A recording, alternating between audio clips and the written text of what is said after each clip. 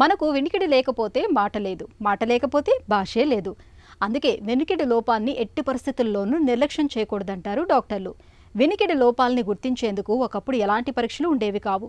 వినికిడి కోల్పోయాక చెవిటితనంతో జీవితాన్ని నెట్టుకురావడం తప్ప మరో మార్గం ఉండేది కాదు. అయితే ఆధునిక వైద్యంలో ఇవాళ హీరింగ్ ఎవాల్యూషన్, ఇతర స్క్రీనింగ్ పరీక్షల సాయంతో వినికిడి లోపాలని చాలా ముందుగానే పసిగట్టే వెసులుబాటు ఉంది. వినికిడి లోపాలని గుర్తించే హీరింగ్ ఎవాల్యూషన్ గురించిన పూర్తి వివరాల్ని డాక్టర్ని అడిగి ఇప్పుడు తెలుసుకుందాం. వినికిడి లోపాలు ఎందుకు వస్తున్నాయి? మనకు ఆటైటిస్ మీడియా, ఇది ఎడినాయిడ్ కావచ్చు, టాన్సిల్స్ కావచ్చు, జలుబు నుంచి కోల్డ్ అటాక్స్ నుంచి కానీ ఆటైటిస్ మీడియా వచ్చి చెవులో ఫ్లూయిడ్ ఎక్యుములేట్ అయ్యి హీరింగ్ తగ్గిద్ది అనమాట. సో పిల్లల్లో మనం సింపుల్గా ఆ కారణాన్ని తీసేసి, ఏదైతే ఎడినాయిడ్, టాన్సిల్, కోల్డ్ ప్రాబ్లం ఉంటుందో దాన్ని తీసేసి, దానితో పాటు ఈ చెవులో ఫ్లూయిడ్ని మెరింగాటమీ గ్రోమెట్ ద్వారా తీసేసినట్లయితే వాళ్ళకి హీరింగ్ నార్మల్గా ఉంటుంది. ఎక్కువ రోజులు వెయిట్ చేయొద్దండి. ఎందుకంటే మనం ఎక్కువ రోజులు ఉన్నట్లయితే ఆ మిడిల్ ఇయర్లో ఫైబ్రస్ అడెషన్స్ ఫామ్ అవుతాయి, రిట్రాక్షన్ వచ్చి అది పర్మనెంట్ హీరింగ్ లాస్ అయ్యే అవకాశం ఉంటుంది.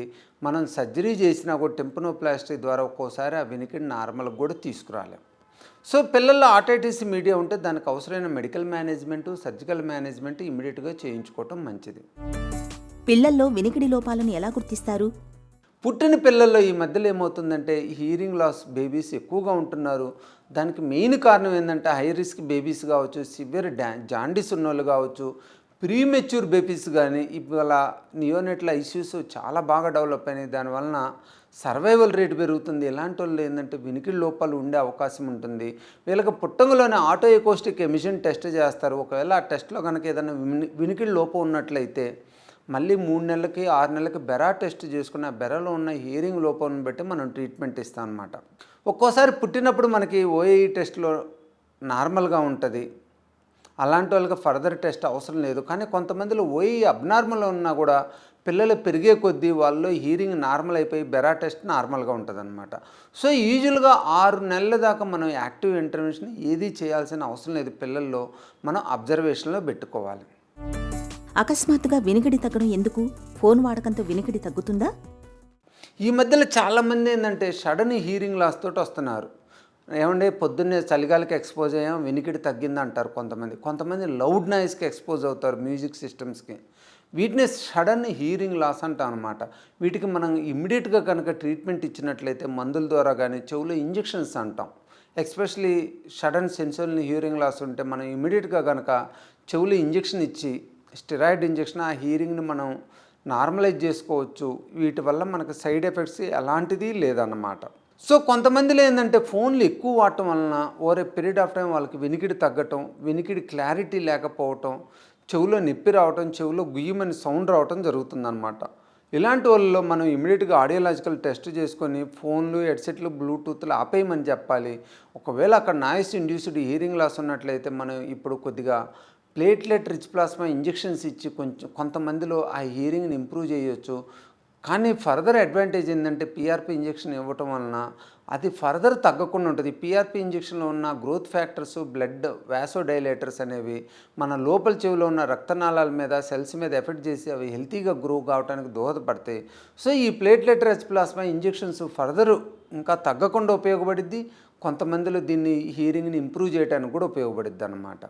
ఎస్పెషలీ ఎవరికైతే సడన్ హీరింగ్ లాస్ తర్వాత హీరింగ్ లాస్ అంతే ఉంటుందో, లేదా కొంతమందిలో మోడరేట్ సివియర్ హీరింగ్ లాస్లు ఉంటాయి అన్నమాట. అది లాంగ్ స్టాండింగ్ అయినా ఉండొచ్చు, లేదా ఓవర్ పీరియడ్ ఆఫ్ టైం అయినా వచ్చి ఉండొచ్చు. ఇలాంటి వాళ్ళు కనుక మనం సిటీ స్కాన్, ఎంఆర్ఐ చేసుకొని వేరే ప్రాబ్లం లేదని కన్ఫర్మ్ చేసుకొని అవసరమైన హీరింగ్ ఎయిడ్ పెట్టినట్లయితే వాళ్ళకి వినికిడి చాలా బాగుంటుందన్నమాట. Only profound hearing loss, severely profound hearing లాస్లో కొంతమందిలోనే మనకి హీరింగ్ ఎయిడ్స్ పనిచేయవు. అలాంటి వాళ్ళు కాక్యులర్ ఇంప్లాంట్ సర్జరీ చేసి వాళ్ళకి హీరింగ్ని ఇంప్రూవ్ చేయొచ్చు. వినికిడి లోపాలని ఎలా గుర్తిస్తారు? చికిత్స ఎలా? బేసిక్గా సడన్ హీరింగ్ లాస్ అనేది చాలా రికవరబుల్ డిసీజు. మీకు ఎప్పుడైనా కూడా వినికిడి తగ్గింది అనిపిస్తే ఇమీడియట్గా డాక్టర్ గారిని సంప్రదించండి. సాధారణంగా మనం చేసే హీరింగ్ టెస్ట్లు ఏంటంటే pure tone audiogram, impedance, speech audiometry, otoacoustic emission test and BERA test అనమాట. యూజువల్గా otoacoustic emission test, BERA test పిల్లల్లో చేస్తాము. Pure tone audiogram, impedance, speech audiometry పెద్దోళ్ళు చేస్తాం అనమాట. ఈ టెస్ట్లో మనకి వినికిడి లోపం ఎంత ఉంది, ఎక్కడి నుంచి వచ్చిందంటే కండక్టివ్ లాసా, సెన్సరీ హియరింగ్ లాసా, కంబైన్డ్ మిక్స్డ్ హియరింగ్ లాస్ అంటాం. వీటి నుంచి వచ్చిందని తెలుస్తుంది. వినికిడి శక్తిని కాపాడుకోవటం ఎలా? కండక్టివ్ లాస్ అయితే మనం ఆపరేషన్ కానీ మందుల ద్వారా కానీ ఇంప్రూవ్ చేసుకోవచ్చు. అదే సెన్సరీ హియరింగ్ లాస్ అయితే మందుల ద్వారా ఇంప్రూవ్ కానట్లయితే మనం హియరింగ్ ఎయిడ్ కానీ కాక్లియర్ ఇంప్లాంట్ కానీ పెట్టి ఈ హియరింగ్ని నార్మల్ చేసుకోవచ్చు అనమాట. సో మనమైతే ప్రివెంట్ చేసుకోవటం మంచిది. ఎట్టి పరిస్థితుల్లోని హియరింగ్ లాసులు రాకుండా. దీనికి మెయిన్ ప్రివెన్షన్ ఇప్పుడున్న సిచ్యువేషన్ ఏంటంటే చలిగాలికి వెళ్ళొద్దు. అలానే మనం పెట్టుకునే ఏసీలు కూడా కంట్రోల్ టెంపరేచర్లో పెట్టుకోండి. మరీ చల్లగా ఉండేటట్టు చేసుకోవద్దు. కంటిన్యూస్గా లౌడ్ నాయిస్కి ఎక్స్పోజ్ కావద్దు. అలానే ఫోన్లు, హెడ్సెట్లు, బ్లూటూత్లు వీలైనంత తక్కువ మాట్లాడండి.